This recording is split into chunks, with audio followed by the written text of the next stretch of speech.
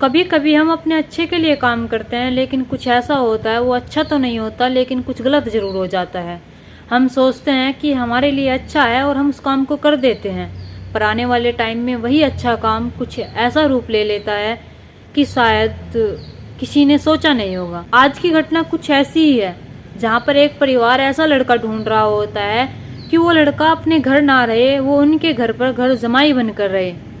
और उन्हें एक लड़का ऐसा मिल भी जाता है, लेकिन आखिर में आकर उस लड़के के साथ वे ऐसा कुछ करते हैं कि जिसने भी इस घटना को सुना उनकी रूह कांप गई और वे सोचने पर मजबूर हो गए कि आखिर एक घर जमाई के साथ ऐसा कैसे कर सकते हैं। तो चले बिना देरी के घटना को शुरू करते हैं कि आखिर उस लड़के के साथ क्या होता है और ये परिवार वाले उस लड़के के साथ ऐसा क्या करते हैं जो उस लड़के को अपनी जान भी गंवानी पड़ जाती है। नमस्कार, आदाब, सत श्री अकाल, हर हर महादेव। मेरा नाम रूपा है और आज की यह घटना छत्तीसगढ़ का एक जिला लगता है गरियाबाद, यहीं का एक थाना लगता है और इसी थाने के अंतर्गत एक गांव आता है। और उसी गांव में एक लड़की रहती थी जिसका नाम समरी था। समरी के परिवार में एक माँ थी और माँ के अलावा कोई और नहीं था। उसकी माँ जो थी वो विधवा थी और जो उसके बेटा भी नहीं था कोई, उसकी एक लौती बेटी थी जिसका नाम समरी था। अब समरी जो थी ये 22 साल की हो चुकी थी, तो इसकी माँ को अब चिंता सताने लगी थी कि मेरी बेटी की शादी कैसे होगी, और मैं चाहती हूँ कि मेरी बेटी की शादी उससे हो जो मेरे घर पर घर जमाई बनकर रहे, ना कि मेरी बेटी को अपने घर ले जाए। अब वो ऐसे लड़के की तलाश करने लगती है समरी की माँ जो उसके घर पर घर जमाई बनकर रहे। वो कई जगह रिश्ते देखती है, लेकिन कई जगह ऐसे रिश्ते ठुकरा दिए जाते हैं। वे कहते हैं कि हम ऐसे अपने बेटे को घर जमाई बनाकर नहीं रख सकते हैं। अगर आपको शादी करनी है तो अपनी बेटी को हमारे बेटे के घर भेजिए, ये तो परंपरा है, हम अपने बेटे को घर जमाई नहीं बनने देंगे। तो समरी की माँ जो थी वो इनकार कर देती उन रिश्तों के लिए। अब समरी की माँ के पास एक रिश्ता आता है वो जिसका नाम रोहित होता है। अब ये रोहित जो होता है ये खुद घर जमाई बनने की बात कर देता है, क्योंकि समरी की माँ इससे पहले ही बता देती है कि मेरी बेटी से अगर तुम्हें शादी करोगे तो तुम्हें मेरा घर जमाई बनकर रहना होगा, ना कि अपने घर पर। अब रोहित जो होता है मान जाता है और कहता है कि ठीक है, मैं घर जमाई बनने के लिए तैयार हूँ। अब समरी की माँ समरी और रोहित की शादी करवा देती है। रोहित की भी फैमिली की रजामंदी हो जाती है, दोनों की शादी हो जाती है। तो रोहित जो होता है इनके ही घर में रहने लगता है। अब वो इनके ही घर में रहने लगता है और वहीं से अपना काम धाम करने लगता है, क्योंकि कुछ दिन तो वैसे ही रहता है, कुछ दिन बाद सोचता है कि मुझे कुछ काम करना चाहिए, तभी मैं अपना पारिवारिक जीवन सुख शांति से जी सकूंगा, तभी मैं अपनी पत्नी के खर्चे उठा सकूंगा और आने वाले टाइम में मेरे बच्चे भी होंगे, मैं उनकी भी अच्छी परवरिश कर सकूंगा। अब रोहित जो होता था वो सुबह ही अपने काम के लिए निकल जाता था और शाम को अपने घर आता था। अब सब कुछ ऐसे ही चल रहा था। समरी की माँ जो थी वो भी बहुत खुश थी कि मेरी बेटी को एक ऐसा लड़का मिला है जो उससे बहुत प्यार करता है और उसके साथ रहता है और अपने घर के चलाने के लिए वो हमारे ऊपर डिपेंड नहीं है, अपना आप काम कर रहा है।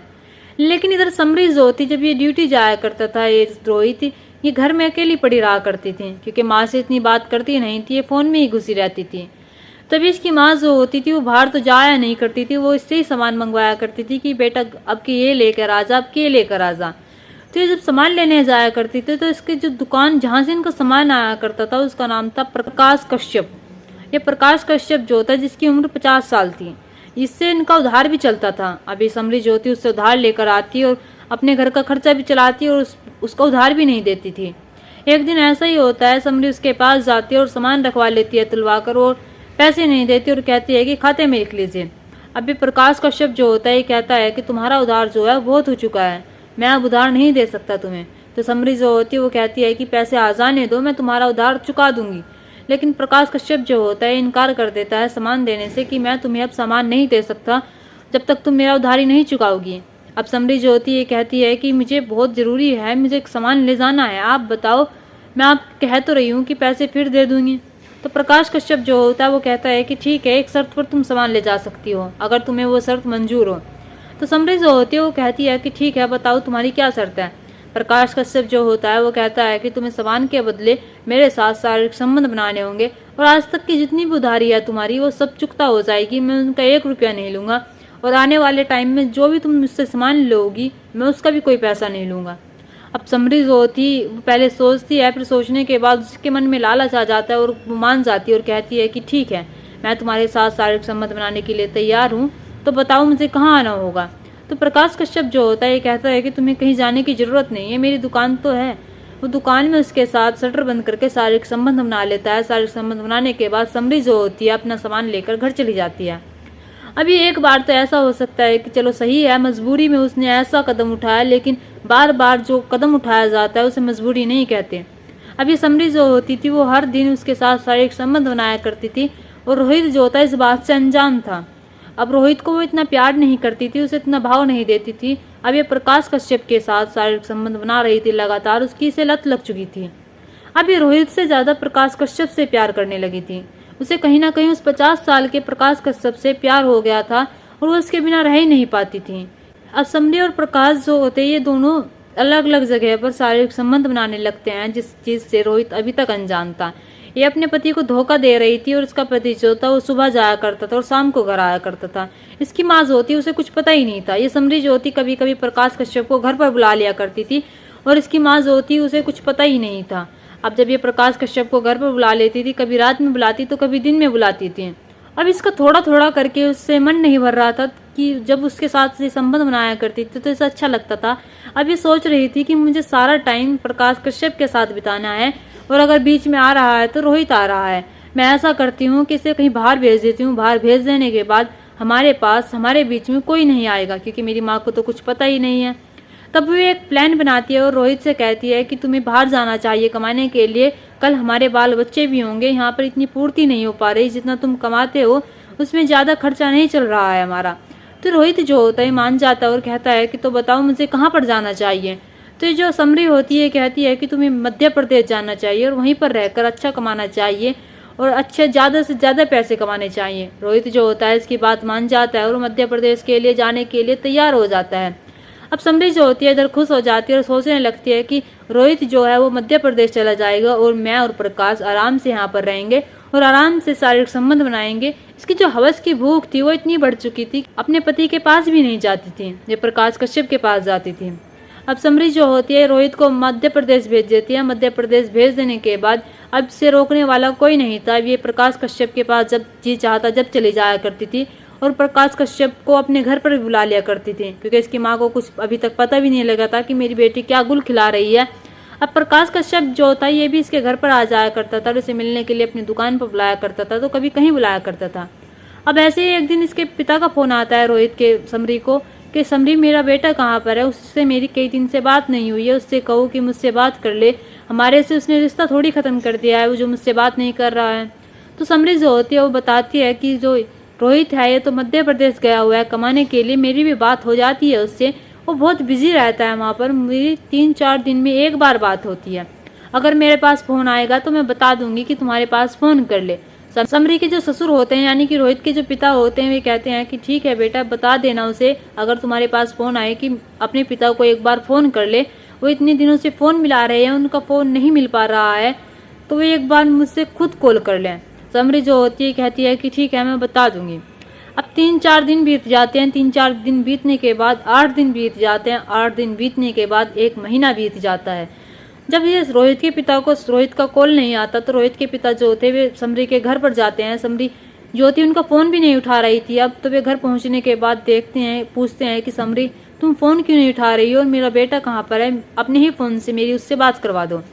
अब समरी जो होती है वो उससे सीधे मुंह से बात भी नहीं करती और सही सही से बता भी नहीं रही थी कि उनका बेटा कहाँ पर गया है। वो बस ये कह रही थी कि मध्य प्रदेश गया है, ना ही वो ये बता रही थी कि उनका बेटा क्या काम कर रहा है। अब ये रोहित के पिता जो होते हैं इन्हें कुछ अटपटा सा लगता है। वे पुलिस थाने जाते हैं। पुलिस थाने जाकर कहते हैं कि मेरे बेटे से कई दिनों से मतलब कि महीनों से बात नहीं हुई है और जो मेरी बेटे की बहू है वो सही सही बता भी नहीं रही है कि मेरा बेटा गया तो गया कहाँ है। वो कह रही है कि मेरी उससे बात हो जाती है मगर मेरी उससे महीनों से बात भी नहीं हुई है। पुलिस वाले जो होते हैं रोहित के पिता की रिपोर्ट लिखने के बाद वे समरी के पास जाते हैं और समरी से पूछताछ करते हैं और पूछते हैं कि रोहित कहाँ पर है। समरी जो होती है उन्हें भी यही बताती है कि मध्य प्रदेश पे है। तो जो ये पुलिस वाले होते हैं पूछते हैं कि मध्य प्रदेश में क्या कर रहा है और कौन सी जगह पर है और वो अपने पिता से बात क्यों नहीं कर रहा है, और अगर तुम्हारी बात होती है उससे तो तुम उसके पिता की बात क्यों नहीं करवा रही हो। तो समरी जो होती है बताती है कि मुझे नहीं पता वो क्यों नहीं कर रहा है, लेकिन मेरी तो बात हो जाती है। पुलिस वाले जो होते हैं उसका बयान लेकर अब जब ये एक काम करते हैं, वे उसकी कॉल ट्रेस निकलवाते हैं। वे देखते हैं कि किस किस से बात करती है, रोहित से इसकी बात होती भी है या फिर ये वैसे ही झूठ बोल रही है कि मेरी रोहित से बात होती है। फिर पुलिस वाले देखते हैं कि समरी की रोहित से पिछले 2 महीने से बात भी नहीं हुई है और समरी क्यों झूठ बोल रही है कि उससे रोहित से बात हो रही है।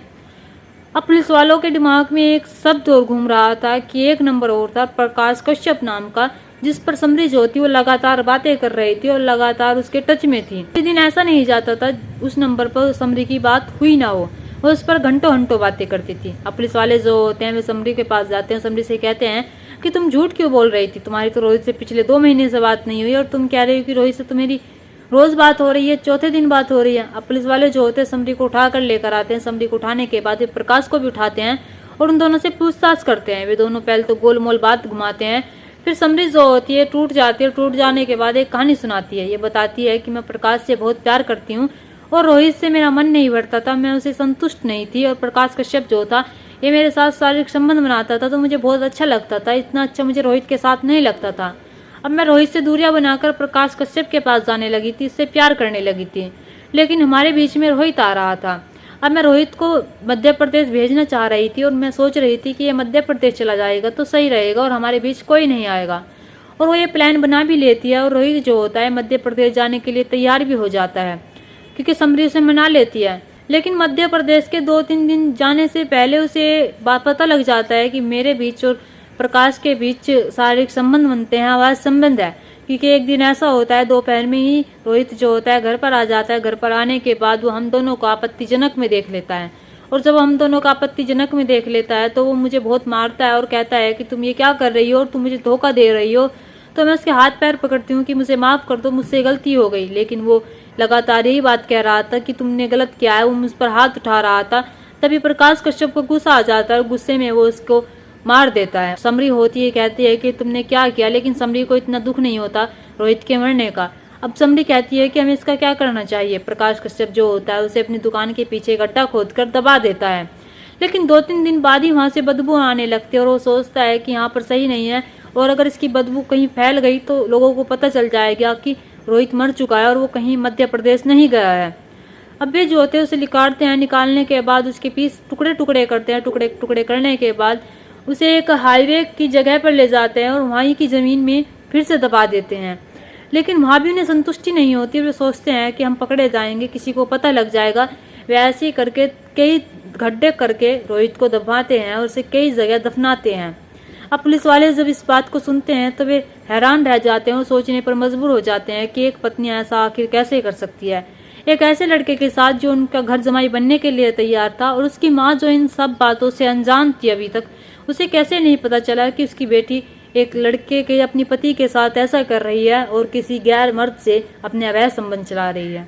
अब पुलिस वाले जो होते हैं उनसे पूछते हैं कि तुमने कहाँ कहाँ पर गड्ढे किए थे और कहाँ कहाँ पर रोहित को दफनाया है।